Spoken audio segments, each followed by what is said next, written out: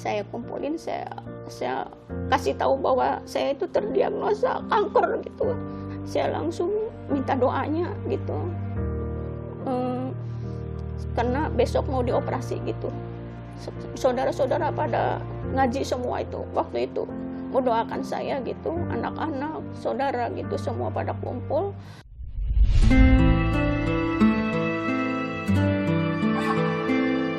Bak petir di siang bolong, Hajah EN tak menyangka jika rasa sakit yang bertubi-tubi dirasakannya jadi awal episode hidupnya yang penuh sendu.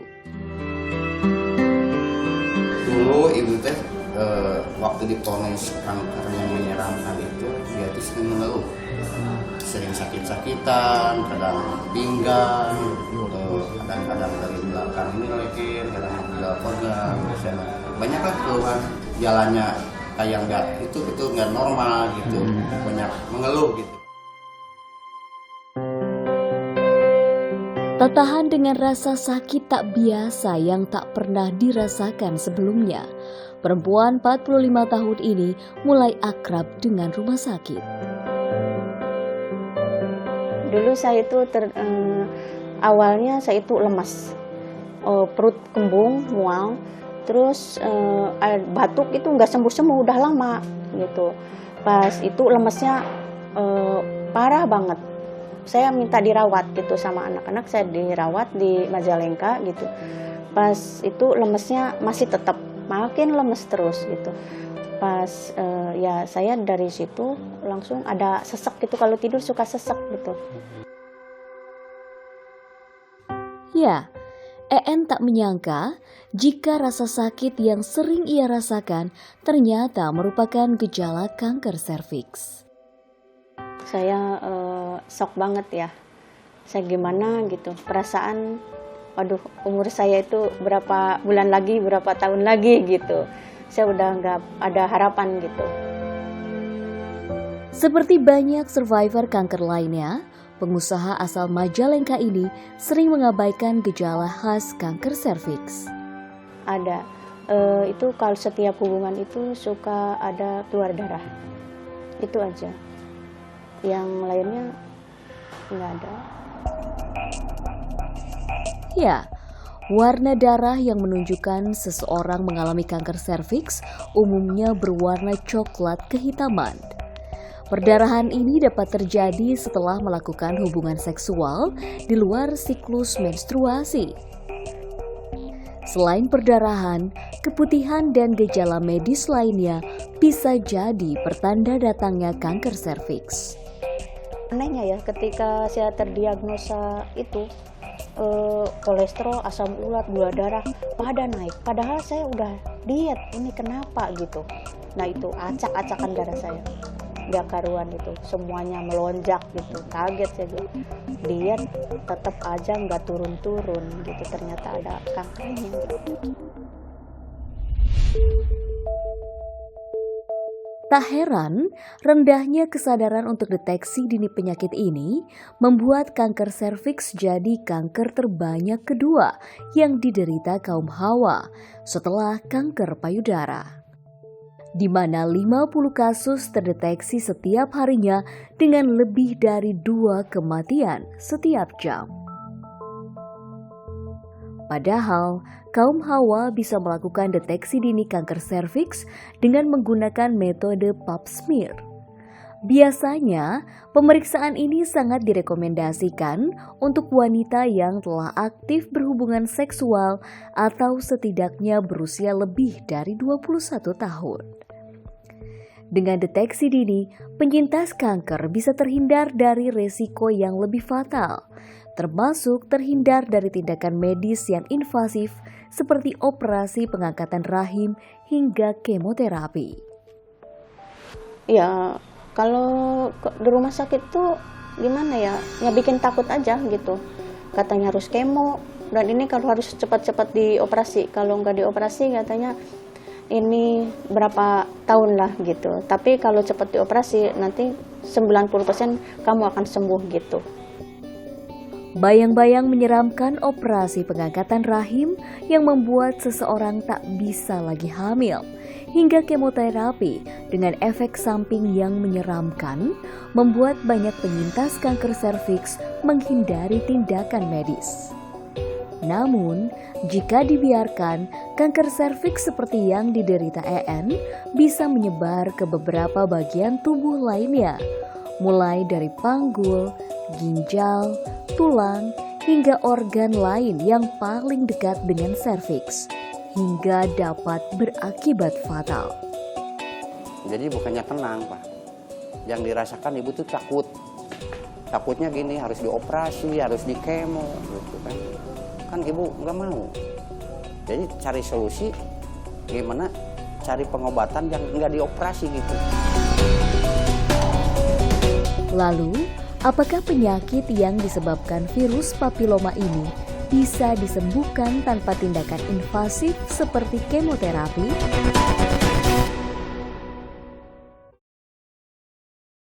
Ya saudara, itu dia tadi tayangan yang akan menjadi pembahasan kita hari ini, yaitu pengobatan kanker serviks tanpa kemoterapi yang akan dibahas oleh dua dokter yang sudah hadir di studio. Ada Dr. Siska Yunita dari Klinik Utama CMI dan juga ada dokter spesialis bedah konsultan onkologi yaitu Dr. Arief Kurniawan. Namun kita akan membahasnya usai jeda, jangan kemana-mana, tetaplah bersama kami dalam Bincang Kita.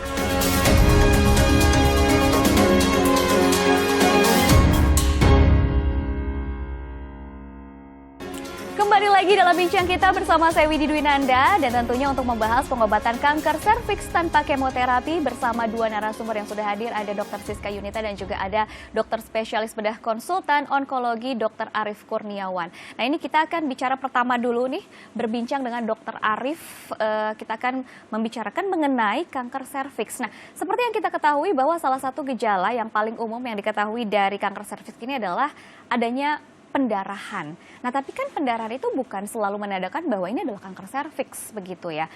Lalu bagaimana sih cara membedakan apakah ini pendarahan yang tidak normal mengarah pada kanker serviks atau akibat lainnya nih, Dok? Betul, jadi memang gejala yang tersering adalah perdarahan. Nah, membedakannya yaitu biasanya pada kanker serviks adalah perdarahan yang terjadi di luar siklus menstruasi.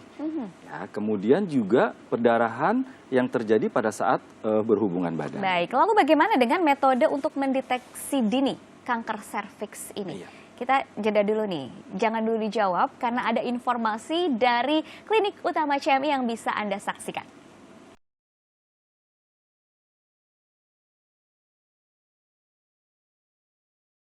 Halo sahabat CMI, kanker serviks menempati urutan kedua jenis kanker yang paling banyak dialami oleh wanita.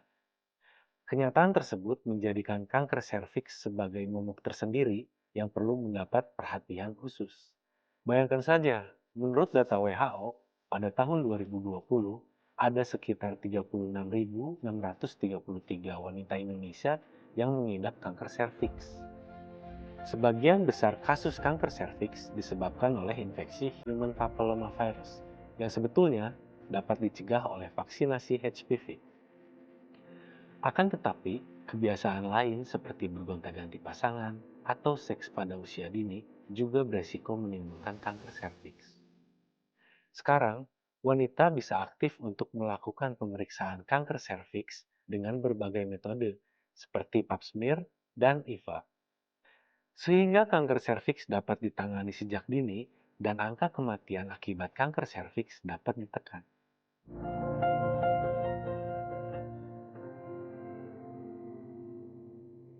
Sekarang kita akan beralih ke Dr. Siska. Ini gejala dari kanker serviks yang memang biasanya muncul, yang paling banyak dirasakan oleh pasien itu seperti apa sih agar kita bisa lebih aware nih dari kondisi yang paling dasar begitu? Baik, Mbak Widi. Jadi berbicara mengenai gejala tentunya bervariasi tergantung daripada stadium atau sejauh mana penyakit kanker serviks itu. Kan beda Mbak Widi, stadium 1 beda gejalanya, 2, 3, 4 itu makin berat biasanya. Jadi bervariasi. Nah, gejala utamanya seperti yang Dr. Arief sampaikan tadi adalah perdarahan. Jadi itu gejala utama daripada kanker serviks. Nah, kemudian gejala lain biasanya ada keputihan, kemudian nyeri pinggang, kemudian nyeri saat berhubungan intim, enzim seperti itu. Dan kalau sudah berkembang menjadi lebih tinggi stadiumnya, misalnya udah kena organ saluran cerna, biasanya pasien sembelit, susah BAB ya Mbak Widi. Kemudian kalau sudah ke organ saluran kencingnya, akan lebih sering pipis kalau menekan nih Mbak Widi. Biasanya stadium 3 itu kan serviknya nanti masa kankernya akan menekan kandung kemih, jadi dia sering pipis, jadinya seperti itu. Kemudian letih lesu seperti yang disampaikan Dokter Arif tadi karena anemianya. Kemudian kan kalau kanker terjadi perubahan metabolisme dari tubuh, biasanya pasiennya lemas, kurang nafsu makan, jadi banyak variasinya. Baik, nah biasanya kalau untuk kanker payudara itu kan ada benjolan atau pembengkakan. Bagaimana dengan kanker serviks ini? Apakah memang ada perubahan begitu? Apakah ada gejala pembengkakan yang memang kita bisa kenali? Begitu. Kalau si pasien mungkin akan merasa ada seperti dorongan massa gitu ya. Massa ketika sudah besar di stadium 2 ke atas, stadium 3, itu kan massanya membesar. Itu mungkin kerasa ada penekanan pada organ reproduksinya. Tapi kalau dilihat kasat mata ya memang harus dilakukan pemeriksaan seperti screening tadi ya dokter ya. Lalu bagaimana dengan metode pengobatannya yang biasa dilakukan dan juga mungkin yang dimiliki oleh Klinik Utama CMI Bandung? Kalau di CMI sendiri kan, jadi seperti diketahui kalau kanker serviks itu ya dok karena penyebabnya adalah human papillomavirus atau HPV, penyebab tersering daripada kanker serviks. Makanya kanker serviks itu sering terjadi pada usia reproduktif kan, usia produktif. Nah, jadi di CMI yang membedakan dengan pengobatan konvensional lainnya adalah kita obati dulu virusnya, HPV-nya itu dulu disembuhkan, baru kita obati kanker. Jadi penyebabnya dulu gitu Mbak Widi. Nah untuk metode yang lebih jelasnya seperti apa akan disampaikan oleh tim kimia daripada CMI.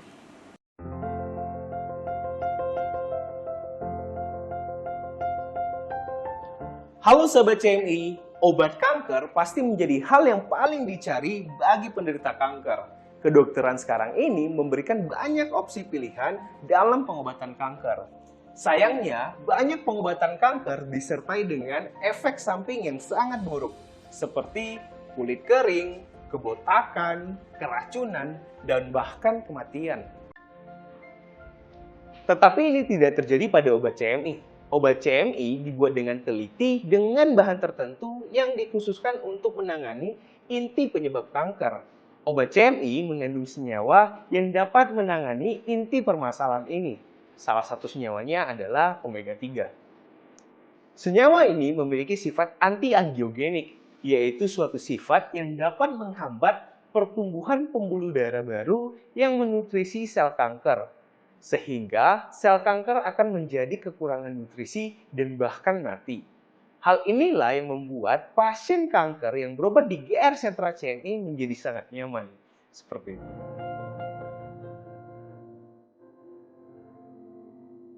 Yang namanya kanker serviks ini pasti menjadi momok tersendiri untuk para wanita, terutama pasti khawatir bahwa jangan-jangan saya tidak bisa hamil lagi. Nah, ketika sudah mengalami kanker serviks, apakah ada kemungkinan bisa hamil? Nah, bisa hamil atau tidaknya seseorang yang pertama kan faktor usia ya Mbak Widya, ini di luar penyakitnya. Kalau misalnya dia masih usia produktif tentu bisa hamil. Dan yang kedua adalah bagaimana organ reproduksinya. Kondisinya sehat atau tidak? Ya, kalau dia kanker serviks stadium awal, saya rasa jika ditangani secepat mungkin masih bagus tuh organ reproduksinya. Tapi kalau biasanya sudah stadium lanjut baru datang, stadium 3, stadium 4, tentunya kan kalau yang namanya kanker itu kan menimbulkan perlukaan atau perubahan daripada organ, mungkin lebih sulit.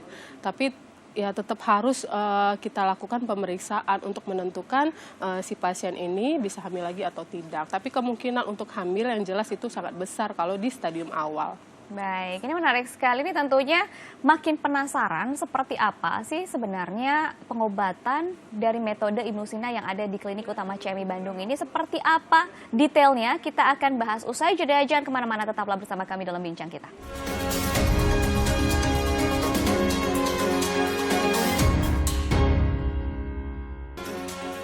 Terima kasih Anda masih bersama kami dalam Bincang Kita dan masih membahas mengenai pengobatan kanker serviks tanpa kemoterapi. Namun sebelum saya memberikan informasi lainnya seputar pengobatan Ibnu Sina di Klinik Utama CMI, saya mau mengingatkan Anda nih saudara, jika ingin mengetahui atau lebih kenal dengan Klinik Utama CMI ini seperti apa sih, fasilitasnya apa saja sih yang ada di sana, dan juga metode-metode pengobatan seperti apa yang ada di sana, bisa langsung saja kunjungi media sosial CMI yang tertera di layar kaca Anda. Dan bagi Anda saudara yang ingin mengetahui lebih dalam mengenai pengobatan di CMI Bandung, terutama pengobatan dengan metode Ibnu Sina untuk penanganan kanker, kita lihat tayangan berikut ini. Kanker terjadi akibat pertumbuhan sel-sel abnormal yang ganas dan tidak terkendali di dalam tubuh. Penyakit ini diperkirakan sudah ada sekitar 3.000 sebelum Masehi. Karenanya, kanker jadi perhatian para dokter dan ilmuwan dunia karena efek yang ditimbulkan sangat mematikan. Jauh sebelum peradaban pengobatan modern tercipta, Ibnu Sina telah melakukan penelitian dan merancang komposisi obat untuk pengobatan kanker yang ditulis di dalam karya bukunya The Canon of Medicine Al-Qanun fil Al-Tib. Formulasi Ibnu Sina yang dikenal kehebatannya di seluruh dunia dijadikan dasar pengobatan di Canon Medicine Indonesia atau CMI Hospital.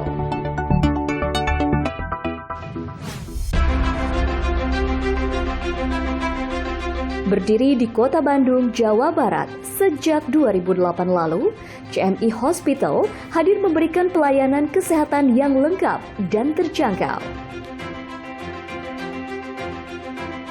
Dengan mengadopsi metode pengobatan komplementer, kedokteran klasik timur berbasis formula Ibnu Sina yang terintegrasi dengan metode konvensional kedokteran modern, terapi medis di CMI Hospital menjadi lebih nyaman, minim efek samping, dan tanpa tindakan invasif.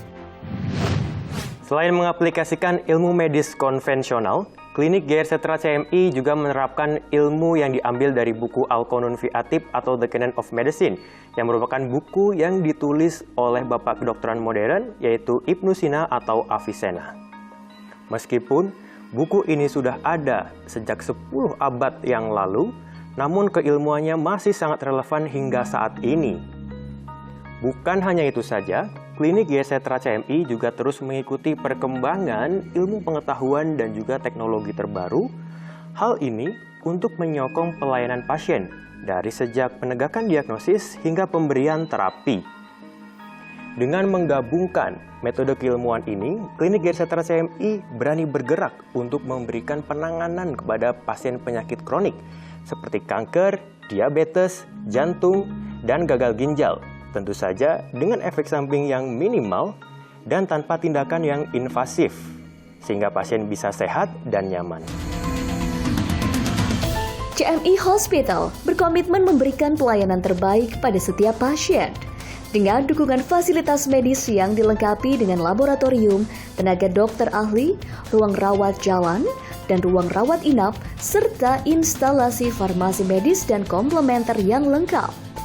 Pelayanan CMI mencakup pelayanan konsultasi medis, konsultasi komplementer, diagnostik laboratorium klinik, pengobatan modern, dan pengobatan klasik timur berbasis formula Ibnu Sina. Umumnya, metode pengobatan pasien kanker saat ini dilakukan lewat tindakan operasi dan kemoterapi. Selain memiliki efek samping, juga membutuhkan biaya yang besar. Di Klinik Utama CMI, metode untuk pengobatan penyakit kanker sudah dibuat dengan sistematis berdasarkan ilmu Qanun karya Ibnu Sina. Racikan obat yang dibuat secara terprogram mampu memutuskan sel-sel kanker sehingga pasien dapat sembuh tanpa kemoterapi atau operasi.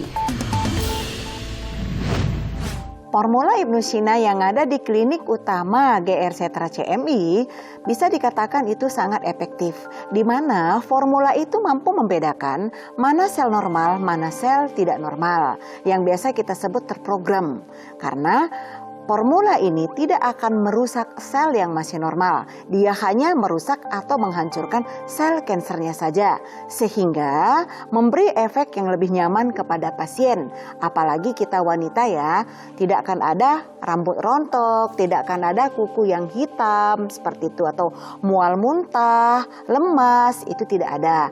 Jadi formula Ibnu Sina yang dimiliki oleh klinik utama CMI GR Setra sangat nyaman dan efektif. Untuk semua sahabat CMI yang ada di Indonesia maupun di luar negeri yang sudah pernah melakukan operasi, kemoterapi dan radiasi tapi belum mendapatkan hasil yang efektif dan lebih nyaman, silakan datang ke klinik utama CMI yang di Bandung karena formula Ibnu Sina yang dimiliki oleh klinik utama CMI mampu memberikan solusi untuk pasien pasca operasi, kemoterapi dan radiasi agar mendapatkan hasil yang lebih nyaman dan efektif. Dengan terapi medis yang menggabungkan ilmu kedokteran modern dan komplementer berbasis formula Ibnu Sina, tingkat kesembuhan pasien bisa mencapai 80%. Tak heran, kini klinik utama CMI menjadi pilihan utama banyak pasien. Walaupun besok mau dioperasi, saya tetap belum nerima untuk besok dioperasi gitu. Saya browsing, ternyata muncul CMI gitu. Ya saya lihat dulu tempat dan gimana ya tempatnya, situasinya gitu. Saya takutnya abal-abal gitu kan. Saya nggak mau gitu. Kalau saya dilihat dari tempatnya, dari ininya gitu kan. Kalau abal-abal saya nggak mau masuk gitu. Ternyata wah ini mewah juga, bagus. Yang langsung saya rasakan itu batuk nggak ada, sesek juga nggak ada ya. Tadinya sesek, saya kalau tidur suka sesek, terus kadang lutut juga ada sakit gitu, terus semua badan pada sakit aja gitu, terus hubungan juga kadang suka berdarah ya. Alhamdulillah sekarang enggak. Alhamdulillah semenjak pengobatan sudah menemukan CMI, alhamdulillah nyaman pengobatan. Alhamdulillah sampai sekarang saat ini dinyatakan dia bertahap. Tadinya sakit, kadang-kadang sakit dari pinggang, dari lutut, alhamdulillah nyaman, alhamdulillah terasa bisa beraktivitas. Saya pengobatan udah 6 bulan. Pengobatan saya ke kliniknya itu 2 minggu sekali ya. Karena saya itu sebenarnya tadinya saya coba-coba dulu gitu kan. Takutnya kalau nggak cocok, saya bisa berhenti gitu kan. Ternyata ya memang cocok, nyaman gitu. Ya udah, tapi tetap saya pengobatannya itu ngambil obatnya itu per 2 minggu gitu. Dan saya selama pengobatan itu nggak ada keluhan apa-apa gitu. Terus pelayanannya juga enak, bagus, udah kayak saudara aja gitu, nggak ada canggung atau gimana, kita konsul juga bebas gitu. Saya itu ya takut, nomor satunya itu takutnya karena ibu saya juga kan terdiagnosa kanker paru-paru dulunya gitu kan.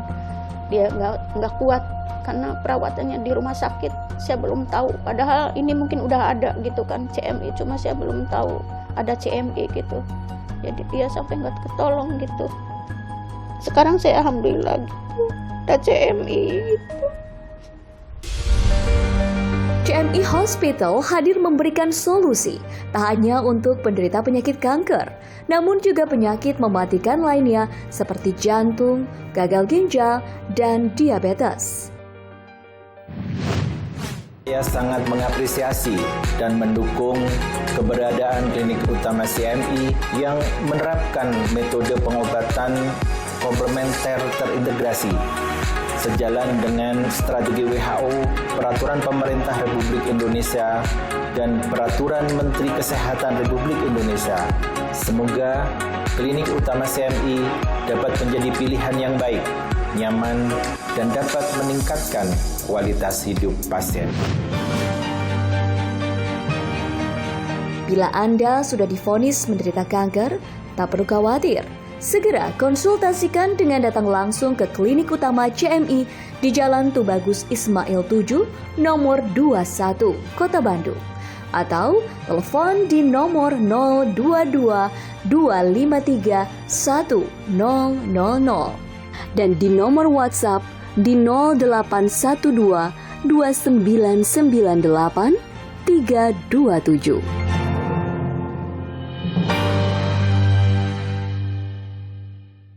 Ini luar biasa sekali nih saudara, perbincangan kita hari ini begitu mencerahkan dan semoga bermanfaat. Tapi sayang sekali ini 30 menit sudah berlalu, berarti waktunya kita bertiga pamit undur diri dari hadapan Anda. Semoga perbincangan ini bermanfaat terutama untuk kesehatan Anda sekeluarga. Saya Widi Dwinanda pamit undur diri, sampai jumpa dan selamat beraktivitas kembali.